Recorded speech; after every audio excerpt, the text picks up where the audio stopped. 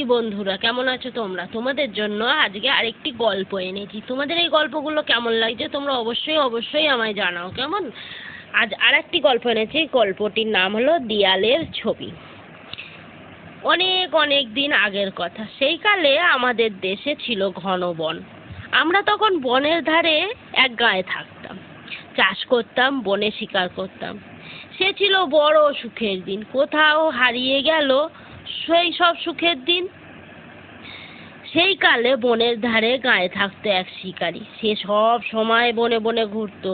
তার ছিল না কোনো ভয় ডর। উল্টে বনের পশু পাখি তাকে ভয় করত। হাতে তীর ধনুক গুলতি নিয়ে সে ঘুরতো।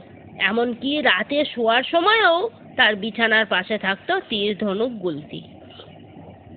সকালে গাঁয়ের ঘর থেকে বেরিয়ে যায় সে। আঁধার হওয়ার আগে পর্যন্ত বনে বনে ঘোরে। গাছের ফল খায়, পাখি শিকার করে বনেই রান্না করে খায়। বড় আনন্দে থাকে সে। এমনি করে একদিন এক বাঘের সঙ্গে তার দেখা হলো। দুজনেই খুশি। অনেকক্ষণ কথাবার্তা হলো। দুজনেই খুব বন্ধু হয়ে গেল। প্রায় প্রতিদিনই দেখা হয়। খুব ভাব দুজনের। তা একদিন শিকারী বলল, বন্ধু, অনেক দিন হয়ে গেল, দুজনেই খুব ভালো বন্ধু হয়ে গেলাম। তাহলে চলো, একদিন আমার বাড়িতে চলো, আমার খুব ভালো লাগবে।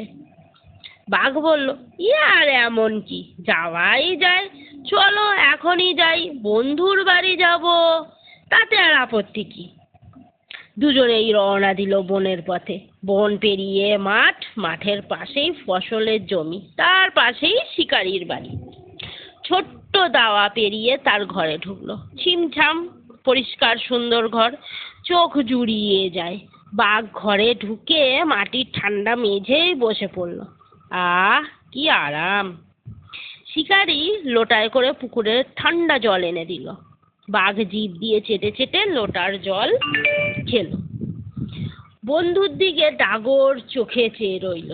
বাঘ হঠাৎ চোখ ফিরিয়ে ঘরের দেয়ালে একটা হাতে আঁকা ছবি দেখতে পেল। উঠে ছবির কাছে গেল।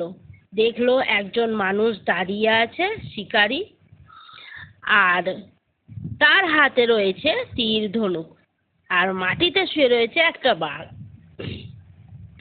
শিকারী বড় বড় চোখে তাকিয়ে রয়েছে, যেন মনে হচ্ছে বিরাট কোনো কাজ করেছে। শিকারী খুব মজা পেয়েছে। বলল, আমার ঠাকুরদা মস্ত শিকারী ছিলেন। দেখো তিনি কেমন বিশাল বাঘ মেরে পায়ের তলায় রেখে দিয়েছেন।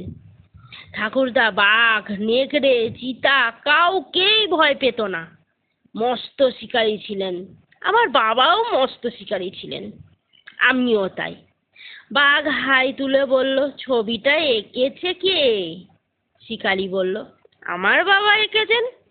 তিনি শুধু শিকারী ছিলেন না মস্ত, তিনি খুব ভালো আঁকতেও পারতেন। বাঘ বলল, হ্যাঁ, সে তো দেখতেই পাচ্ছি। তা এটা কি মানুষের আঁকা? শিকারী বলল, কি যে বলো বন্ধু, আমার বাবা তো মানুষই ছিলেন।